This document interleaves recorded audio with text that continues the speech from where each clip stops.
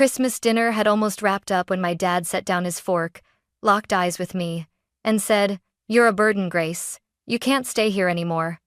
For a second, I thought I'd misheard him. My mom let out this shaky, awkward laugh like maybe it was a joke. But he didn't laugh. He just stared, waiting for me to break. The room went silent. My little sister Mia froze mid-bite, her fork hovering in the air. I swallowed, set my fork down, and felt every muscle in my body tense. I'd paid for the lights, the heat, the food on the table. Without me, this house wouldn't even have running water. And now, on Christmas night, they were kicking me out like I was nothing. I didn't say anything right away. If I opened my mouth, I wasn't sure whether I'd explode or break down. My dad leaned back in his chair like he'd just won something, like finally telling me off was some kind of victory. "I've been thinking about this for a long time," he said, voice flat. "You've overstayed your welcome. You need to move out." My mom shifted uncomfortably but didn't argue. That silence hurt more than his words. "I'm 24 years old. I have a steady job. I could have moved out a long time ago, but I didn't. Because they needed me. I've been paying the electric bill, the internet, most of the groceries. I'm the reason the heat works in the middle of winter." "You're not a burden," Mia blurted. Her voice was shaky, almost a whisper, but I caught it. Dad shot her a look. "Stay out of it." Mia's eyes darted to me, wide and scared. She's 16, still in high school. If they could throw me out this easily, what would they do to her? I took a slow breath, pushing down the heat in my chest. "All right," I said finally. Dad smirked, like my agreement was proof he was right. Mom kept picking at her mashed potatoes, eyes down. I stood, grabbed my plate, and carried it to the sink. Mia was still frozen, her hands in her lap. I gave her a small nod, my way of telling her I was okay, even if I wasn't. I didn't stay to finish dinner. I went straight to my room and shut the door. My hands were shaking, but my decision was already made. If they wanted me gone, fine, but they weren't ready for what that really meant. They'd lose the bills I paid, the stability I provided.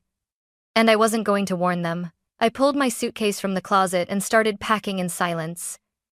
Downstairs, I could hear muffled voices, Mom's soft and uncertain, Dad's sharp and certain. An hour later, there was a knock at my door. Mia slipped inside, shutting it quickly behind her. Her eyes were red. "What the hell was that?" she whispered. "I don't know," I said, shoving my laptop into my bag. "But I'm leaving tomorrow." "That's insane. You pay for everything. They can't even afford food without you." "Not my problem anymore," I said, the words tasting bitter. She bit her lip. "Where are you going?" "I'll figure it out. I've got some savings. Maybe stay with Chloe until I find a place." Mia hesitated, then started. "Can I?" She stopped herself.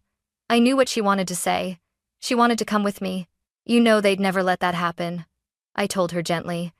She looked down. "Yeah." I zipped my suitcase. "You're going to be okay. Just keep your head down." Her voice dropped to a whisper. "You're going to regret this." I smiled, but there was no humor in it. "I know." The next morning, I woke up before anyone else. The house was still and cold, the kind of cold that seeps into your bones. I moved quietly, not wanting another scene. I hauled my bags downstairs, each step making the wood creak under my weight. I didn't look around. The living room didn't want to remember the years I'd spent keeping this place alive. Outside, the air bit at my cheeks. I loaded my car in silence, shutting the trunk with finality.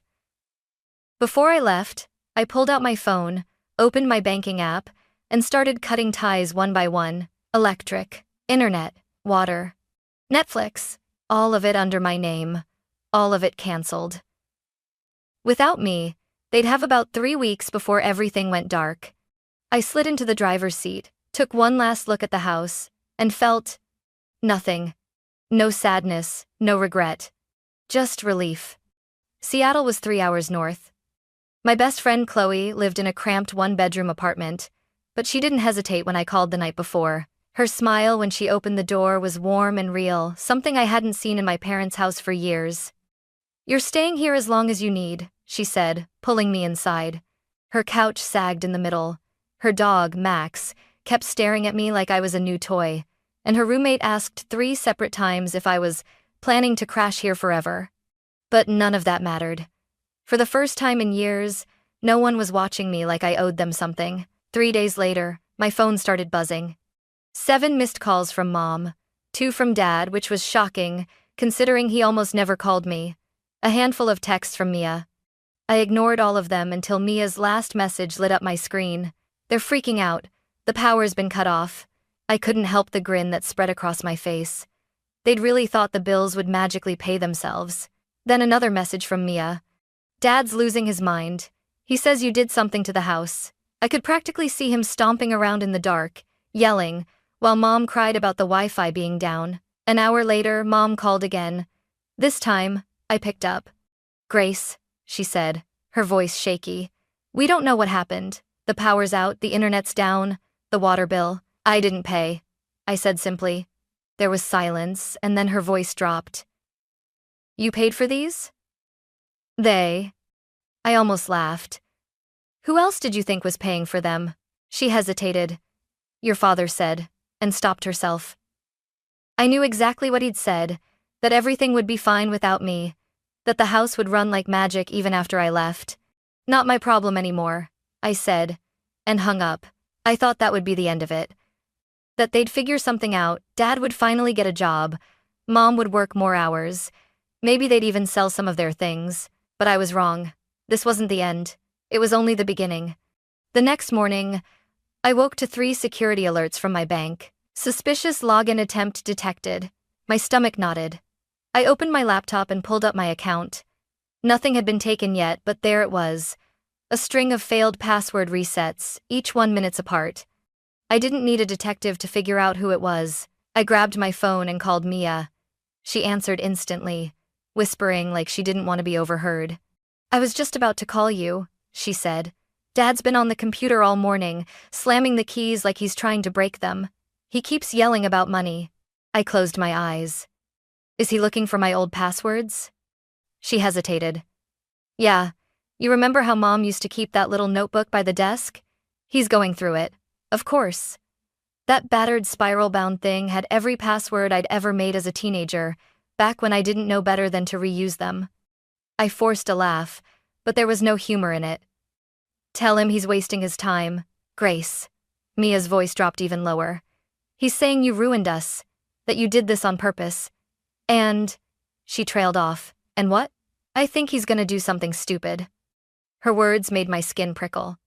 What does that mean? He's pacing, slamming doors. Mom's crying, trying to calm him down, but he's not listening. He keeps saying, she's not gonna get away with this. I sat there, phone pressed to my ear, pulse thudding in my temples. I had expected guilt trips. I had even expected begging. But revenge? That was a whole new level. Lock your door, I told her. If he tries anything crazy, call me right away. Grace, promise me. I promise. The second we hung up, I changed every password. I had bank accounts, email, streaming services, even my Amazon login. Then I called my bank and told them someone was trying to hack me. They locked my account so tightly that even I had trouble getting in for a few hours. By the time I logged back in, my chest had stopped burning, but the unease lingered. I thought I'd cut them off clean. I thought I could just walk away, but Robert wasn't going to let me go that easily. It was 3 nights later when the pounding started. Chloe and I were halfway through some trashy reality show when someone banged on the apartment door so hard the picture frames rattled. She muted the TV. Are you expecting someone? No. My stomach sank. I already knew. Another bang harder this time. Then a voice, deep and furious. Grace, open the door. Chloe's eyes went wide. Is that my dad? I whispered. I got up slowly, every muscle in my body tensed. I looked through the peephole. There he was, Robert, standing in the hallway, fists clenched, breathing like a bull about to charge. Grace, he barked again. You think you can just walk away from this? I stepped back from the door, my heart thudding. Should I call the cops? Chloe asked. Yes, I said without hesitation. My voice came out colder than I expected. She was already dialing when he slammed his fist into the door. You owe us. You don't get to run off and leave us to starve. I kept my distance, phone in hand, listening as Chloe gave the dispatcher our address. 2 minutes later, faint sirens cut through his shouting. The pounding stopped. I heard boots scuffing against the hallway carpet. Then another knock. This one calm. Police, open up. Chloe opened the door just enough to let them in. 2 officers moved past us and out into the hallway. Sir, step back, one of them said firmly. Robert turned, face flushed, chest heaving. She's my daughter. She thinks she can ruin us. Sir, you need to leave the property, the officer interrupted. His eyes darted over their shoulders, locking onto mine. Pure hatred. You did this. I didn't flinch. The officers cuffed him right there in the hallway, his voice echoing as they led him away. You'll regret this, Grace. When the door finally shut, the silence was deafening. Chloe looked at me like she was seeing me for the first time. Holy crap, she said softly. That was intense. I let out a breath I didn't realize I'd been holding. It's not over, and I was right. It was Mia who told me first. I was making coffee in Chloe's tiny kitchen when my phone buzzed. A text from her. Mom's selling your stuff. I froze, cup halfway to the counter. What stuff? I typed back. Her reply came fast. Your laptop? Your old camera? Even your car? I actually laughed at first, it sounded too ridiculous. My car's here, I wrote. A pause. Then, no, it's not. It's in our driveway. 15 minutes later, I was on the road back to Portland. The closer I got, the harder I gripped the steering wheel. When I pulled up, my stomach dropped. My car was indeed there, driver's seat pushed back, glove compartment open, gas tank nearly empty. I barely had time to step out before the front door swung open. Susan stood there with her arms crossed. You called the cops on your father, she said, voice sharp. You stole my car, I shot back. She scoffed. It was just sitting there. You weren't using it. It's my car, Mom. How did you even get it? Her eyes flickered for just a second, enough for me to know she'd used the spare key I'd forgotten she had. Give me the key, I said, my voice low. She didn't move.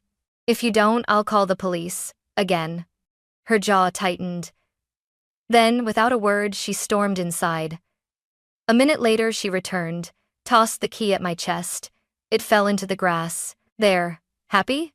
No, I said flatly, stepping past her into the house. Mia was in the hallway, looking pale. She took your laptop, she whispered, and pawned it. I closed my eyes, counted to 3. When I opened them, I was already pulling my phone from my pocket. Susan's head snapped toward me. Don't you dare. Yes, I'd like to report stolen property, I told the dispatcher, staring right at her. The color drained from her face. You can't do this to me. I'm your mother. You already did it to yourself, I said. When the officers arrived, I handed them Mia's statement, proof of purchase, and told them exactly which pawn shop had my laptop. They led Susan outside in handcuffs while neighbors peeked through blinds. She was crying, screaming about being just a struggling mom. I stood in the doorway and watched without a word. Mia came to stand beside me. This is really happening, isn't it? Yeah, I said quietly. It is. The next morning, my phone buzzed before I was even out of bed. An unfamiliar number. A single message. You're going to regret this. I stared at it for a full 10 seconds before it clicked. Robert. Someone had bailed him out, probably one of his old drinking buddies or some distant relative who hadn't heard the full story. I called Mia immediately. He's out, she said, her voice tight. Mom's losing it. She's crying 1 second and screaming the next. And Dad. She trailed off. What about him? He said he's coming for you. I didn't waste time. Stay inside, lock your door, call me if anything happens. Then I drove straight to the house. The cops from the day before were still outside, finishing up paperwork on Susan's arrest. Can I go in and get the rest of my things? I asked. One of them nodded. As long as your sister's okay with it. Mia was already moving toward the stairs. Let's make it quick. We worked fast clothes, old books, even random stuff I'd left behind thinking I'd come back for it someday. Not anymore. I was hauling the last box to my car when I saw headlights. A dark sedan turned onto the street and rolled toward us. My chest tightened. Robert pulled into the driveway, slammed the door, and started toward me with that same bull-like fury I'd seen at Chloe's apartment. I put the box down and stood my ground. "You come near me," I said, my voice carrying over the cold air, "and I'll file a restraining order." His hands curled into fists. "You think you're better than us?" I smiled, not because it was funny, but because it rattled him. "I know I am." For a moment, I thought he might swing at me right there in front of the cops. But one of the officers stepped forward. "Sir, you need to leave the premises." Robert glared at me one last time, then stomped back to his car. He peeled out of the driveway, tires squealing. I loaded the last box into my trunk and slammed it shut. Mia was standing on the porch, arms wrapped around herself. "I don't want to stay here," she said quietly. "I know," I told her. "2 more years. You can do it." Her eyes were glassy, but she nodded. "Call me when you get home." I got in my car, the engine rumbling beneath me. Susan was still crying in the driveway, shouting my name as if that would change anything. I didn't look back. As I pulled away, I knew this wasn't just the end of a fight. This was the end of us. I didn't stop driving until the city lights of Portland were nothing but a fading glow in my rearview mirror. When I finally pulled into Chloe's apartment lot, the exhaustion hit me all at once. My hands were trembling on the steering wheel. I went upstairs, dropped the last box of my things in her living room, and stood there for a moment, staring at it. Everything I owned, reduced to a few battered cardboard boxes, and yet I felt lighter than I had in years. That night I made it official. I blocked both of my parents' numbers. I deleted them from every social media account. I changed my bank passwords again, updated my mailing address, and set up a P.O. box so nothing could find its way back to them. The next morning, I found a small studio apartment for rent just a few miles away from Chloe's place. It wasn't much, just 1 room, a tiny kitchen, and a view of the alley, but it was mine. No shouting through thin walls, no slammed doors, no one standing over me, demanding I fix their mess. Mia called me from her friend's phone later that night. "They're acting like nothing happened," she said, her voice tinged with disbelief. "Dad's pretending he never got arrested. Mom's telling people you just left on bad terms." "Let them," I said. "If it makes them feel better, let them lie." She was quiet for a moment. "2 more years," she whispered. "You can do it," I told her. "And when you turn 18, I'll be there." When we hung up, I sat in my new apartment, surrounded by half-unpacked boxes, the hum of the refrigerator filling the silence. It wasn't home yet, but it was safe. And for now, that was enough. 2 years can change everything. Mia turned 18 last spring. The day after her birthday, she stuffed her clothes into 2 duffel bags, grabbed the little savings she'd hidden away, and walked out. She moved in with a friend from school, then headed off to college that fall. I helped her furnish her dorm, bought her a secondhand laptop, and hugged her so tight she laughed. "You're free now," I told her. Robert and Susan didn't fare as well. They lost the house within a year of me leaving. The bank took it after they fell behind on payments they couldn't keep up without my help. From what Mia told me, they bounced between cheap rentals, burning through what little goodwill they had left with family and old friends. Eventually, they landed in a rundown apartment in a part of town you wouldn't walk through at night. They tried to reach me over the years. A Facebook message from an account with no profile picture. An envelope with no return address. A text from an unknown number. "Can we talk?" I never responded. Because I still remembered that Christmas night. The way my father's voice didn't waver when he told me I was a burden. The way my mother looked down at her plate instead of speaking up for me. They made their choice. And I made mine.